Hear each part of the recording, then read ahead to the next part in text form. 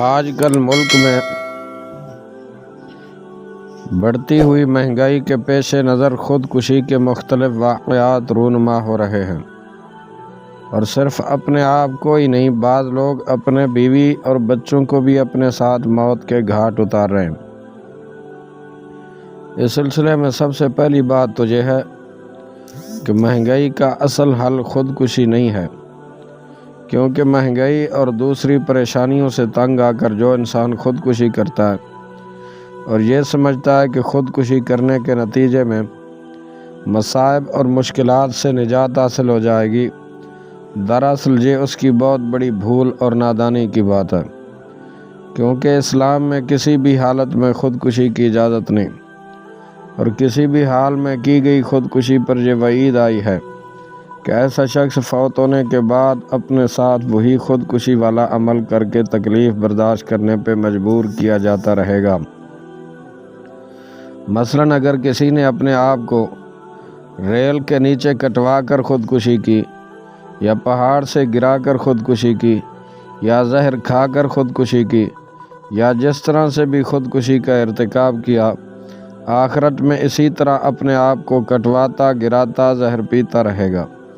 اور جس طرح سے اسے خودکشی کے نتیجے میں مرتے وقت تکلیف ہوئی، اسے اسی طرح کی تکلیف کا بار بار احساس دلایا جاتا رہے گا۔ خودکشی کے نتیجے میں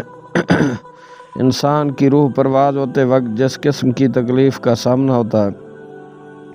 وہ الفاظ میں بیان نہیں کی جا سکتی، بلکہ صرف ایک مرتبہ خودکشی کے نتیجے میں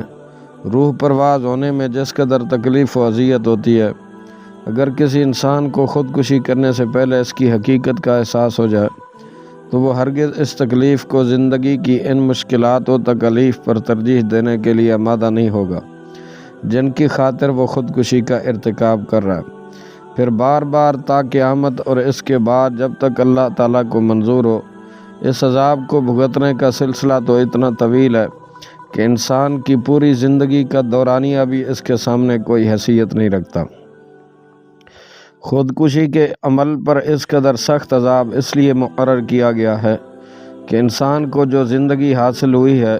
وہ اس کی اپنی کسی جد و جہد یا محنت کا نتیجہ نہیں، بلکہ خاص اللہ تعالیٰ کا فضل ہے، اور اس کا انسان خود مالک نہیں، بلکہ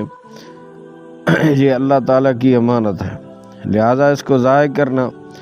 دراصل اللہ تعالیٰ کی امانت میں سخت خیانت اور بے جا تصرف ہے، اس لیے اس کی کسی طرح گنجائش نہیں۔ اس سے معلوم ہوا کہ انسان جن مصائب و مشکلات سے چھٹکارا حاصل کرنے اور نجات پانے کے لیے خودکشی کا ارتکاب کرتا ہے، تو خودکشی کا عمل ان سے بڑے مصائب و مشکلات کا پیش خیمہ ثابت ہوتا ہے۔ حقیقت یہ ہے کہ اگر خودکشی کرنے والے کو اس عمل کے نتیجے میں ہونے والے عذاب کی حقیقت کا احساس ہو جائے تو وہ ان دنیاوی مشکلات و مصائب کو آخرت کے اس عذاب کے مقابلے میں راحت و آسانی خیال کرے گا۔ اس کے علاوہ خودکشی کرنا بزدلی اور کم ہمتی اور بے صبری، بلکہ اللہ تعالیٰ پر توکل کے کمزور ہونے کی دلیل ہے۔ جو انسان بہادر اور باہمت ہوتا ہے وہ حالات سے تنگ آ کر ہمت نہیں ہارا کرتا، بلکہ اگر وہ حالات کو درست نہیں کر سکتا تو ان کا صبر و ہمت کے ساتھ مقابلہ کیا کرتا ہے۔ پھر صبر و ہمت اور توکل کے نتیجے میں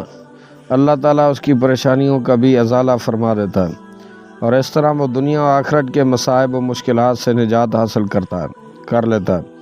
آج کل کیونکہ خودکشی کے واقعات کی بنیاد مہنگائی اور تنگ دستی کو قرار دیا جا رہا ہے، اس لیے ضرورت ہے کہ شریعت نے ان حالات میں جو تعلیم دی ہے وہ ملاحظہ کی جائے اور اس پر عمل کیا جائے۔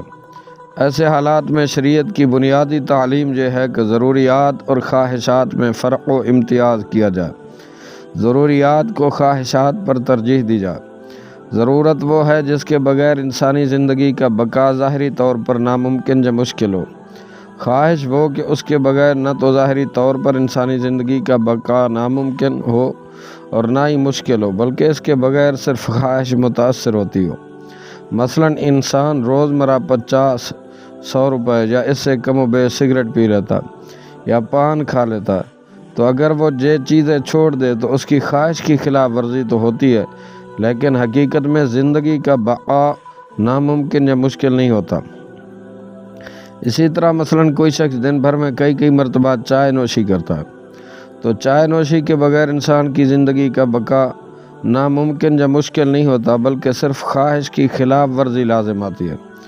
اسی طرح مثلاً ایک شخص روزانہ 10-15 روپے کا اخبار خریدتا ہے تو اخبار بھی عام شخص کی بنیادی ضرورت کی چیز نہیں، اور اگر کوئی ضروری خبر ملاحظہ کرنا ہو تو وہ اخبار خریدے بغیر بھی کسی دوسرے سستے یا مفت ذریعے سے پوری ہو سکتی ہے۔ اسی طرح آج کل بلا ضرورت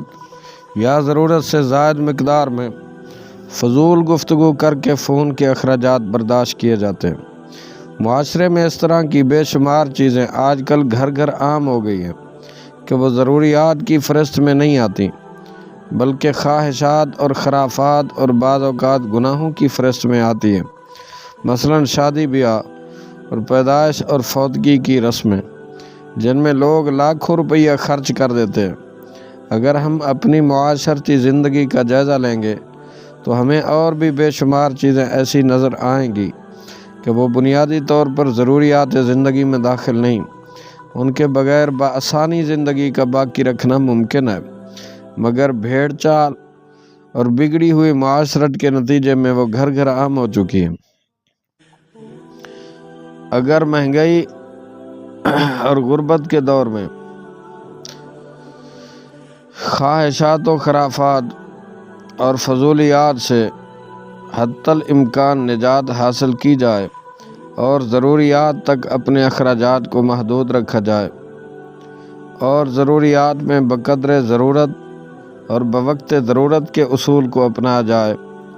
الغرض کفایت شعاری پر عمل کیا جائے، اور اسی کے ساتھ کام چوری سے اپنے آپ کو بچایا جائے اور اپنی ضروریات کے لیے محنت و جد و جہد سے کام لیا جائے اور کسی بھی جائز ذریعہ آمدن کو اختیار کرنے میں آر محسوس نہ کی جائے، تو کوئی وجہ نہیں کہ اللہ تعالیٰ ہمیں مہنگائی کے اس دور میں بھی ضروریات زندگی مہیا نہ فرمائے۔ اور اس کے باوجود اگر کوئی آزمائش پیش آئے تو اس کا جواں مردی اور بلند ہمتی کے ساتھ مقابلہ کیا جائے تو انشاءاللہ کبھی خودکشی جیسے گھنونے عمل کے ارتکاب کی نہیں سوجھے گی۔ اللہ تعالیٰ توفیق عطا فرمائے۔ اللہم صلی علی محمد وعلی آل محمد عدد ما فی علم اللہ صلاۃ دائمۃ بدوام ملک اللہ۔